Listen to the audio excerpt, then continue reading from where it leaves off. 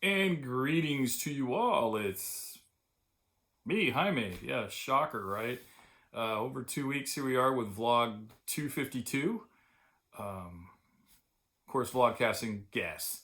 Yes, the Corn Tortilla Press World Headquarters, located on an island in the San Francisco Bay. I'm going to try making this quick, but I have a lot. See, that's the problem when I take too much time. I have more to say and it kind of piles on. But in between that time, I don't really have much to report. So anyway, I just used about 30 seconds explaining it. But here we go. We'll go with it right now. Immediate stuff that's going on. Oh gosh. My friend Charlie Morgan, I don't know if I mentioned this in the last post, has passed away a little while back, like a month or so ago. Broke my heart. I'm not gonna lie, I cried for a couple of weeks on that one. That was tough. I mean, we were good friends, and I still get yeah. He actually came to me in a dream the other night too. It was we were announcing a baseball game. Charlie announced baseball games. They used to have like a men's senior baseball league kind of set up, the Redwood Empire League or whatever, and one of the places they play would be in Point Reyes Station at Love Field. And Charlie would, him and Gus Conde, and also George Patak, and I think Jerry Lunsford too, were, and Jerry's no longer with us, would do some games. And I actually announced a couple. I was asked to come out and do it, so I did a few with him. And oh, he just a wonderful guy. So he was just golden, and just an interesting mind. And boy, he did a lot of stuff, man. He did a ton of things in his life. I mean, he's all over the world, but been living in Point Reyes Station for about 50 years and was quite a fixture there. And at least I'm happy to say the last time I ran into him in Point Reyes Station was like a year ago, I think. And I saw him. He was walking from his place, going down to get a coffee or something, and he hugged me because he hadn't seen me in a long time because I don't live in Marin anymore and I'm not with the station anymore. So yeah, I have fond memories of Charlie. And sadly, I was listening to the wonderful tribute, 2-hour tribute they did to him, for him, on KWMR on his birthday, which was just the other day. I didn't realize that his ex-in-law, but friend Sue Taylor, I met through Charlie, wonderful artist, and what a mind, man. People don't realize I don't think a lot of people realize how brilliant Sue was. She passed away a few weeks prior to Charlie's passing. It's like, those are like my two closest friends in Point Reyes Station, literally. I mean, I have friends that live, just outside of there and all that, but in town. And they're both gone. It's just so sudden. And there's a few other people I can rattle off that just passed away in my life. And I know I'm to that age where, people are going, and, we're all in line. I sometimes feel I'm a little closer than I wish to be. But yeah, so I'm trying to get stuff done. So, and that's where I'm going to go now with the collection I'm working on, slave labor graphics. All the comics are been drawn. I did a 9-pager for it. That's done. Everything's photocopied.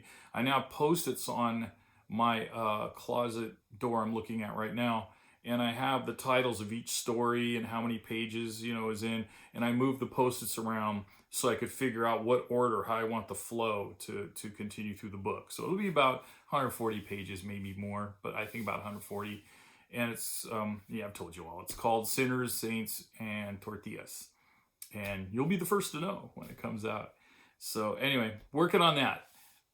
Let's see what else. But some of my thoughts. As you guys know, I come on here with thoughts too, of like just, I guess they're kind of opinions, but they're also just me thinking out loud and kind of bouncing them off you, hoping you'll come back and give me your thoughts on them. And right now, it's speaking of mortality and stuff. I'm thinking of shelf life and shelf life of various things, but particularly Saturday Night Live right now. We record it on, or we watch it on Hulu, record it, I don't know. Sunday mornings before I read the paper, I have my coffee, and I watch the previous night. And now Saturday Night Live premiered in 1975. I remember it was fall, the start of my 9th grade year. And some of you that watch this went to junior high with me. Yes, we went to junior high 7, 8, and 9. We were the last class there, actually, to be the last 9th grade class. And So we grew up with Saturday Night Live in the sense of in our formative years there in high school. And yeah, there were clinkers back then. There's been clinkers all through it, but in entire seasons, like after the original cast left, boy, if it wasn't for Eddie Murphy, I mean, they were really bad. And I'm not saying they're like that bad like that, but they're not funny anymore. Even the weekend update, it's like half of it's okay. And I noticed Kate McKinnon wasn't there the last 2 weeks, and she's really talented, really funny. I noticed she's in like 9/10 of the skits, but she'll be in some bombs too on there. And okay, here's what I'm thinking: is I'm wondering if they're like on borrowed time. I mean, they're just like well past their due date. I feel in some ways Saturday Night Live could be gone and nobody'd really miss it because it's so formulaic. They're always looking for the one character in there that can have a catchphrase and go for a while until it becomes iconic in a t-shirt and you're sick of it.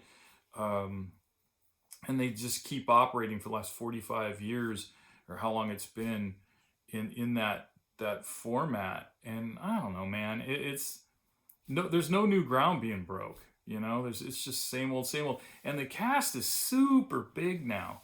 I mean, there's cast members on there that you only see like in one sketch and like a background character, they have one line and that's it. I'm like, why even bother having, how many people? Like 20 people on there. It was started out with like 8. Maybe 10 would be fine. But maybe it's the workload. I don't know. But anyway, I think it's done. Sadly, I'm not saying get rid of it. It's an institution, but we don't need it.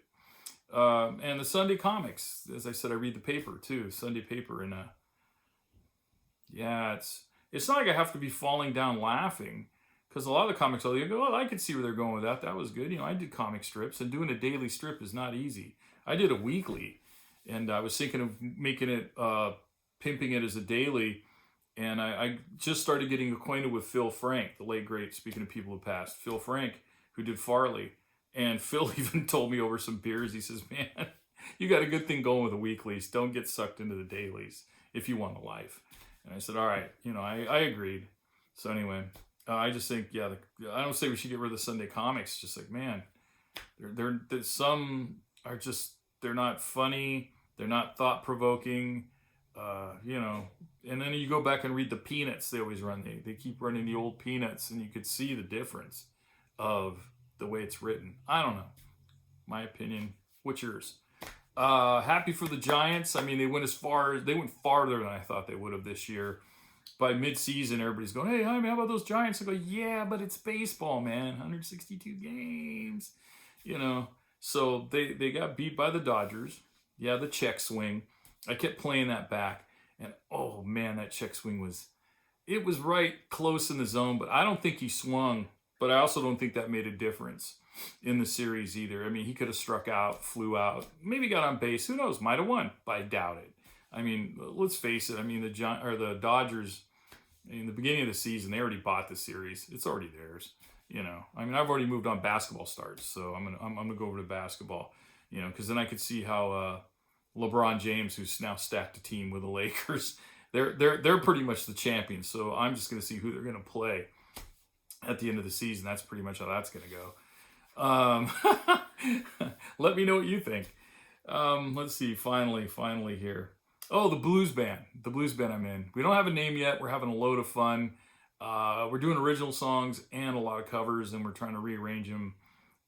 Ed, Steve, and Rich are a lot of fun to play with. I'm digging it. I've fallen in love with the guitar again too. That's the other thing.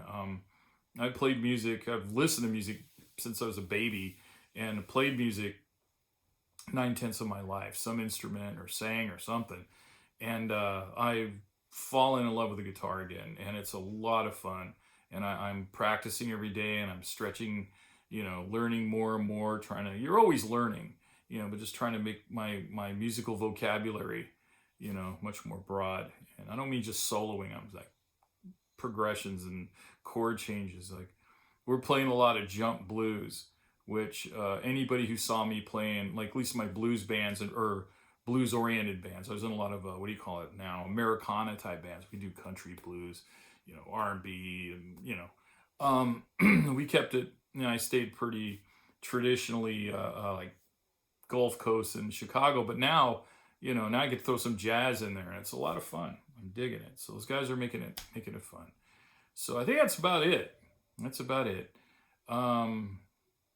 As my old friend Charlie used to say, here we are on the only October 17th of 2021.